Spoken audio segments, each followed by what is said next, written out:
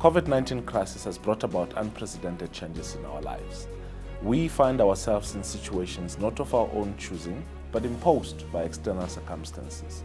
Now, this means that in order for us to save the academic year 2020, we also have to take into consideration the principle of saving lives, which is more primary.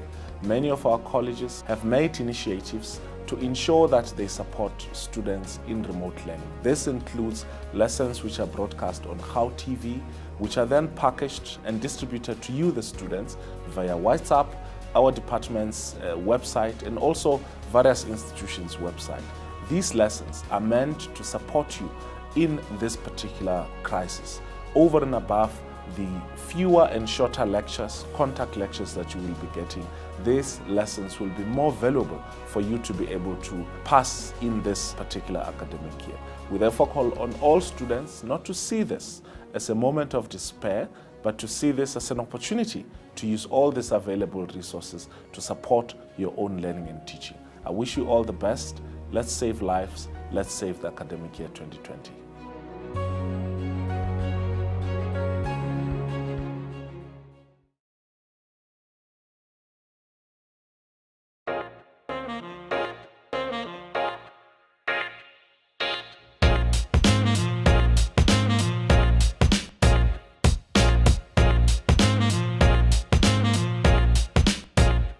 Hello, Boys is my name, a lecturer at TVET College. I'll be giving a presentation on applied thermodynamics, steam plant, which is one of the topics that are in the N6 Power Machines syllabus. In applied thermodynamics, the most important thing that you have to know is the flow diagram of steam and the flue gases. Once you understand the flow diagram of the steam and the flue gases, then it's easier to solve the problems by applying the knowledge that you have already from N5 power machines. With the diagram to follow,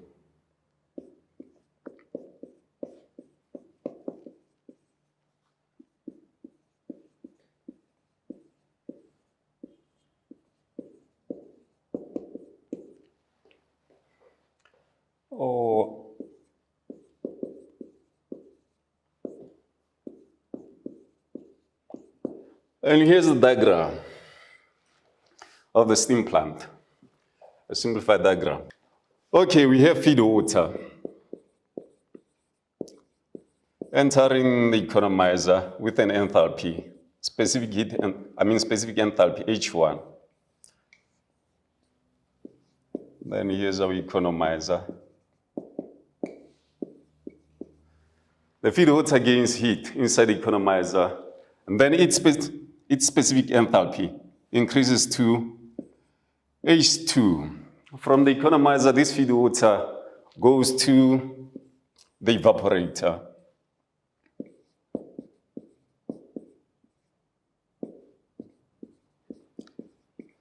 Then its enthalpy increases to H3. Again, the feed water gains heat in the evaporator. The enthalpy increases to H3. After the evaporator, the feed water, in the evaporator, the feed water turns into wet steam. This wet steam then goes to the superheater, which turns the wet steam into superheated steam. Yeah, from the evaporator, the wet steam goes to the superheater. It then gains heat in the superheater. Its specific enthalpy increases to H4 by absorbing heat from the flue gases. But then, I haven't shown the flow diagram of the flue gases. Here's our simplified diagram of the steam plant. We have feed water entering the economizer at an enthalpy H1, then gains heat in the economizer. The enthalpy increases to H2. After the economizer goes into the evaporator, its enthalpy increases to H3. It gains heat again in the superheater. Then the enthalpy changes to H4. After the superheater, we have a superheated steam. Now I'll be drawing the flow diagram of the flue gases. Where does this feed water get energy from? It gets energy from the flue gases. We'll be having fuel and air. In fact, let me draw air first. We have air from the atmosphere. Here is air coming from the atmosphere. This air goes into the air preheater.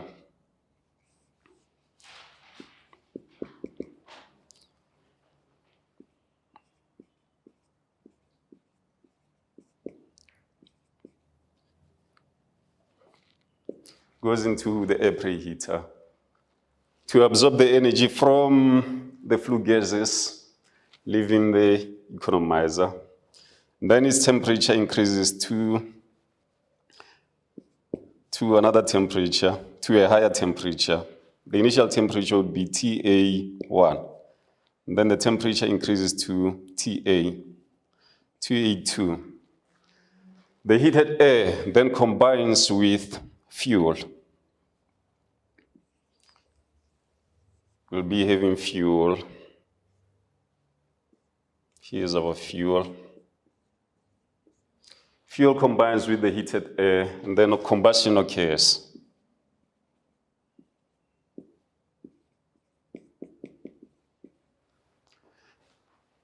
The products of combustion are very hot. We'll be having very hot gases called flue gas.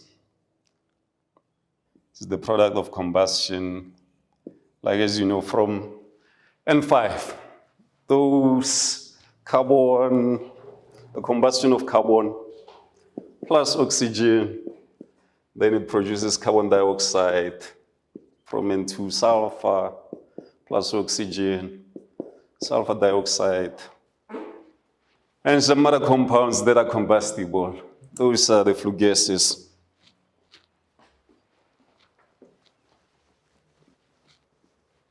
After combustion, they go into the evaporator. Oops. The flue gas goes into the evaporator. The initial temperature will be, let's say, T1, TG1. In the evaporator, there's heat transfer between this flue gas and the steam inside the evaporator. But there's no mixing of the steam in the evaporator and the flue gas. The temperature of the flue gas will drop to TG2. As it loses heat to the steam, its temperature drops. Then becomes TG2. From the evaporator, the flue gas goes into the superheater. Its temperature again decreases as it loses energy to the steam inside the superheater. The temperature decreases to TG3. After the superheater, the flue gas goes into the economizer. And then it exchanges heat with the steam inside the economizer. Its temperature again drops to a lower temperature, TG4. After the economizer, the flue gas still possesses some energy, but we want to extract some energy from the flue gas in order to make this steam plant more efficient. And therefore, we'll extract some more energy in the air preheater. We'll remove energy from the flue gas in the air preheater. Then after the air preheater, the temperature of the flue gas will drop again to TG5. The air from the atmosphere will be gaining energy from the energy that is lost by the flue gas in the air preheater will be gained by the air from the environment, from the atmosphere. Then after the air preheater, you'll be having this steam going to the chimney base, to the chimney stack. Here's our chimney stack. Then it goes to the atmosphere. There is the flow diagram of steam and feed water in the steam plant. Once you understand this diagram, it's easy to solve the problems associated with steam plant. And now, after this diagram, we'll be doing some calculations on the heat transfer in the various components of our plant.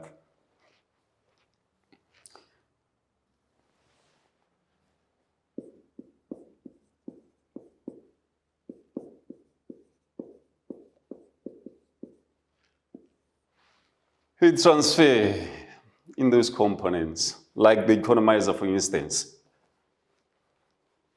Heat transfer in the economizer.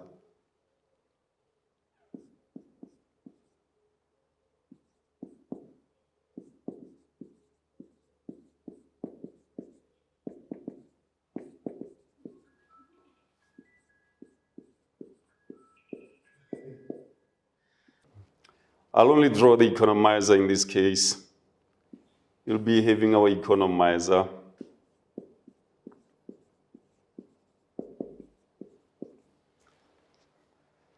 Steam enters, feed water enters the economizer at an enthalpy H1, and then it leaves the economizer with an enthalpy H2. How does this steam, how does this feed water gain energy? There's heat transfer between the feed water and the flue gases entering the economizer. You'll be having our flue gas entering the economizer at a temperature, maybe say for instance, temperature T1, TG1. And then its temperature drops to a lower temperature TG2. From the law of conservation of energy, the heat lost by the flue gases inside the economizer is equal to the heat gained by the feed water inside the economizer. Then heat.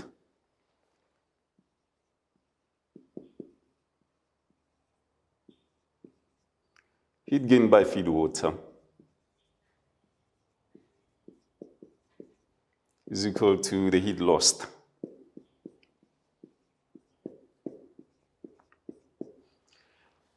by the flue gas.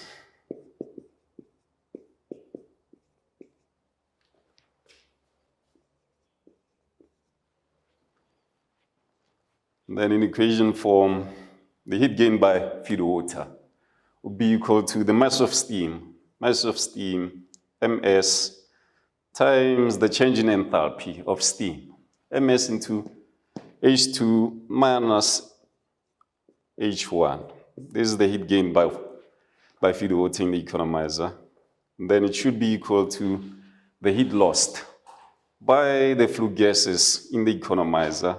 And then the heat lost by the flue gas in the economizer would be equal to the mass of the flue gases times the specific capacity of the flue gas, Cp, multiplied by the change in temperature of the flue gas. The final temperature of the flue gas, in fact, it would be the initial temperature of the flue gas, Tg1, minus the final temperature of the flue gas. Why final minus? In most cases, the change in temperature, they say final minus initial. But in this case, I've written it as initial minus final because the final temperature, the initial temperature is greater than the final temperature. In order to make this equation positive on the right-hand side and also positive on the left-hand side. That's why I've written initial minus final, not final minus initial. And the same equation again applies in the superheater. It will be the heat gained by steam. The heat gained by steam here in the superheater is equal to the heat lost by the flue gases in the superheater. And also in the air preheater, the heat lost by the flue gas in the air preheater is equal to the heat gained by air in the preheater. Then we'll be going to the heat balance sheet. But before we go to the heat balance sheet, we have to do some calculations on the heat carried away by the moisture. heat carried away by the combustion moisture at the chimney, and the heat carried away by the dry flue gases. Before doing a balance sheet, we have two more calculations that we have to do. The heat carried away by the dry flue gases and the heat carried away by moisture in the combustion products. Heat carried away by the dry flue gases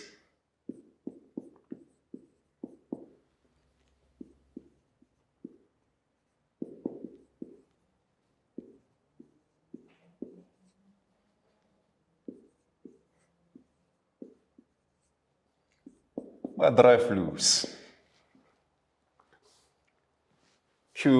Let's say QG, heat carried away by dry flues would be equal to the mass of dry flues. Mg, mass of dry flues, multiplied by the specific capacity of the dry flues, then times the change in temperature of the dry flues, MC delta T. The initial temperature of the dry flues, the final temperature of the dry flues minus the initial temperature of the dry flues, Qg is equal to Mg, mass of dry flues, times Cp into the final temperature of the dry flues minus the initial temperature of the dry flues. So the final temperature of the dry flues would be the temperature at which the dry flues leaves the steam plant, which is Tg5. So our final temperature in this case would be Tg5 minus the initial temperature of the dry flues, which would be the temperature at which the dry flues were formed, or the temperature of the air in this case, Ta, or the boiler room temperature. It will be Ta1 in that sketch, in that flow diagram. This is, in most cases, in most questions, they refer to this initial temperature of the dry flues as the boiler room temperature. We'd say this is the boiler room temperature, or the atmospheric temperature. Boiler room temperature or atmospheric temperature.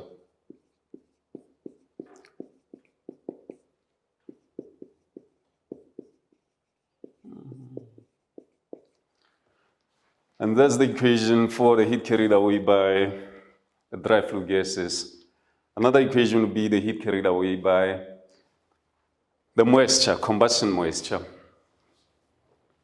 The next equation is the heat carried away by the moisture, the combustion moisture.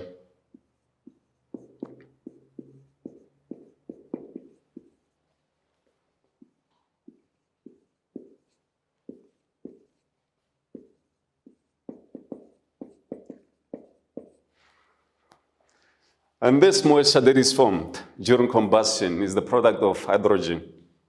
Hydrogen combining with air produces moisture, H2O. That's the moisture that I'm referring to. And let's call it Qm.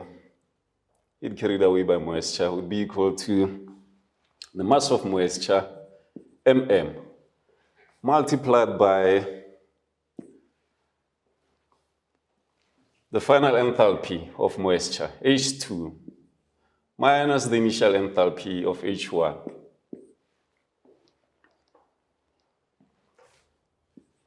Qm, heat carried away by moisture, is equal to mass of moisture into H2. This H2 is the final enthalpy of moisture, which you can get from the steam tables. Depending on the temperature and pressure of the moisture at the chimney base, you just read from the steam tables. If you are given the final temperature of the moisture and the pressure at the chimney base, you can just read this off from steam tables. This H2. And then this initial enthalpy of moisture, you'll get it using this symbol equation, specific capacity of moisture from N5. Specific capacity of water times the boiler room temperature, in this case, TA1, let's say TA1. Boiler room temperature times TA1. And that's the equation for the heat carried away by moisture. You can see from these equations, sometimes you are required to calculate the mass of moisture formed. You just look for an equation that has the mass of moisture, or use another equation, the mass balance equation. You don't have to memorize the equation. You just only use common sense, or simple logic. Let me say simple logic.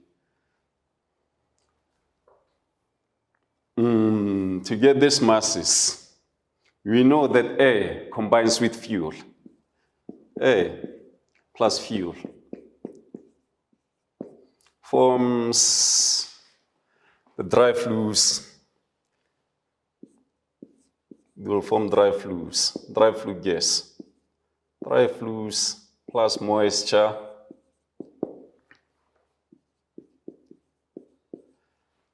then plus ash or non-combustible products. We could say ash or non-combustible products. If our fuel has products that are not that cannot be burned.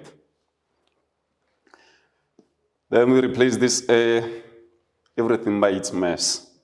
MA for the mass of air, and then MF for the mass of fuel, plus then equal to the mass of dry flues, plus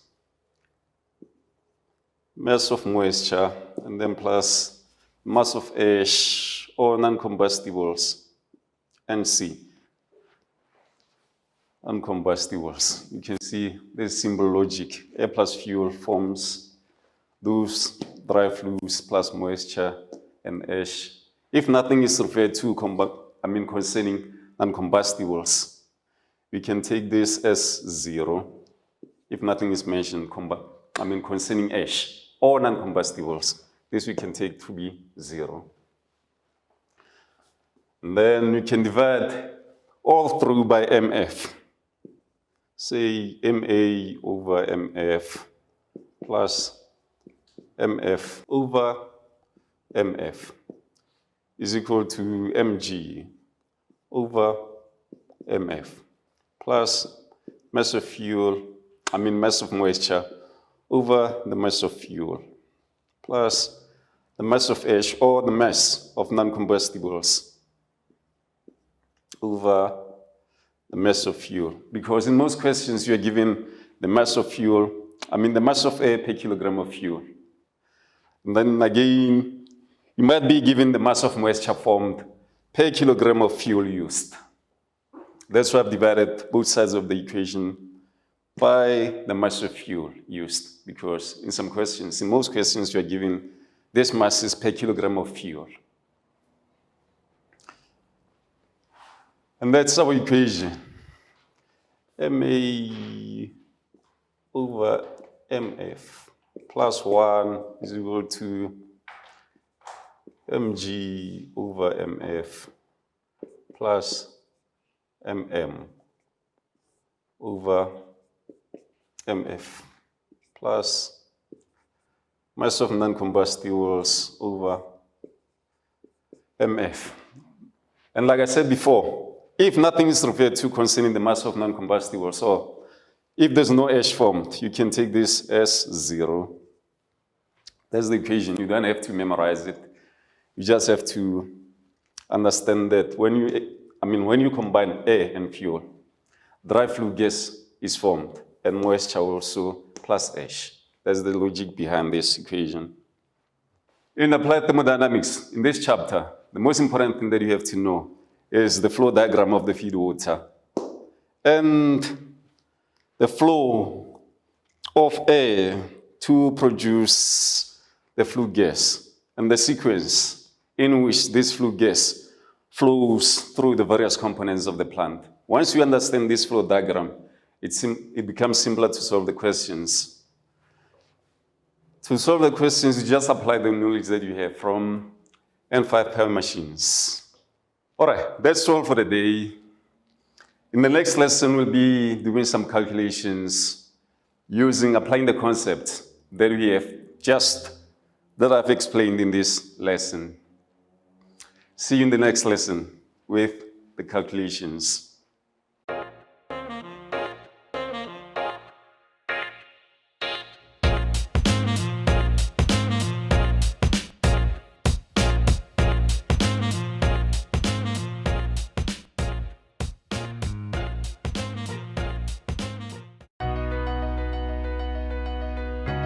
The COVID-19 pandemic has a serious impact on the college system.